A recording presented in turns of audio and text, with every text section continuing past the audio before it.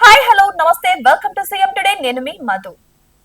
గతంలో ఉమ్మడి ఏపీలో కాంగ్రెస్ ప్రభుత్వాలతో సన్నిహితంగా ఉంటూ మధ్యలో కిరణ్ కుమార్ రెడ్డి సీఎంగా ఉండగా ఆయనతో విభేదించి జగన్ కు మద్దతుగా నిలిచిన హైదరాబాద్ ఎంపీ ఎంఐఎం అధినేత అసదుద్దీన్ ఓవైసీ మరోసారి అదే బాట పట్టారు. ఇప్పుడు మరోసారి ఏపీలో ముస్లింలకు ఆయన కీలక పిలుపునిచ్చారు. పార్లమెంట్ లో వర్క్స్ బిల్లు నేపథ్యంలో చోటు చేసుకున్న పరిణామాలపై కర్నూలులో నిర్వహించిన బహిరంగ సభలో ఆయన పాల్గొన్నారు. ఇక ఏపీలో CM Chandrababu, deputy CM Pawan Kalyan వర్క్స్ బిల్లు విషయంలో పార్లమెంట్ లో బీజేపీకి అండగా నిలిచి ముస్లింలను దగా చేశారని అసదుద్దీన్ ఓవైసీ ఆరోపించారు.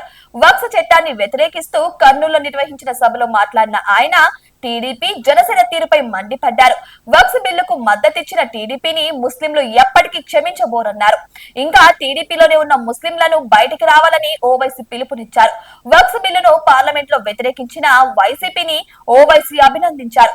ఇక భవిష్యత్తులో ఏపీలో ఏ ఎన్నికలు వచ్చినా సరే టీడీపీ జనసేనలకు బుద్ధి చెప్పాలని ఆయన ముస్లింలకు పిలుపునిచ్చారు. ఇక వక్ఫ్ అమలు కోసం ముస్లింలు తమ ప్రాణాలు అర్పించేందుకు సిద్ధంగా ఉన్నారని పేర్కొన్నారు. దేశంలో ముస్లింలను బీజేపీ టార్గెట్ చేస్తుందని, ఉగ్రవాదుల పేరుతో సాధారణ ప్రజల్ని వేధిస్తుందని ఓవైసీ ఆరోపించారు. ఇక ఆర్ఎస్ఎస్ దేశంలో దర్గాలు, మసీద్లను టార్గెట్ చేస్తుందన్నారు. ఇక పహల్గాం దాడికి కారణమైన వారిని ఇప్పటి వరకు ఎందుకు పట్టుకోలేదని ఓవైసీ కేంద్రానికి ప్రశ్నలు సంధించారు. ఏదేమైనా సరే ఇప్పుడు ఆంధ్రప్రదేశ్ లో ఓవైసీ మాటలు మాత్రం కీలక దుమారం రేపుతున్నాయి. ఇది మత చిచ్చు పెట్టే అవకాశాలు కూడా ఉన్నాయని కొంతమంది చర్చించుకుంటున్నారు.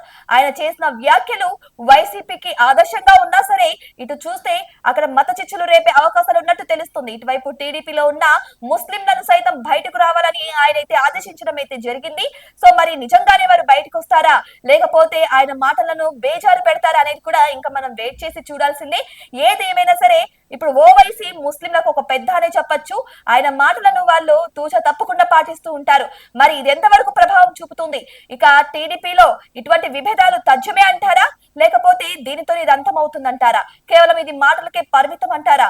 మరి మీకేమనిపిస్తుంది? ఇక వర్క్స్ బిల్ సవరణకైతే వీళ్ళు మద్దతు ఇవ్వడం అయితే జరిగింది, కానీ వీళ్ళెందుకు దాన్ని ఇంతగా రాజకీయం చేస్తున్నారు అనేది ఇంకా తెలియాల్సి ఉంది. సో ఏదేమైనా సరే ఇప్పుడు ఓవైసీ ఏపీలో వెళ్లి ఇచ్చిన స్పీచ్ అయితే చాలా దుమారం అయితే రేపుతుంది. మరి నిజంగానే ముస్లిం అందరిలో కూడా మూకుమ్మడిగా ఏకమయ్యి ఈయనకి మద్దతు పలుకుతారా, లేకుంటే నిజంగానే మాకు మంచే జరగాలి, ఏపీ బాగుపడాలన్న ఉద్దేశంతో ఈయన మాటల్ని పెడచెవిన పెడతారా అనేది కూడా మనం అందరం వెయిట్ చేసి చూడాల్సిందే. మరి మీకేమనిపిస్తుంది? ఓవైసీ చేసిన ఈ వ్యాఖ్యలు మీకు ఎలా అనిపిస్తున్నాయి? మీ అభిప్రాయాన్ని కామెంట్ బాక్స్ లో కామెంట్ రూపంలో తెలియజేయండి. ఇటువంటి మరిన్ని అప్డేట్స్ కోసం మా ఛానల్ ని సబ్స్క్రైబ్ చేసుకోండి.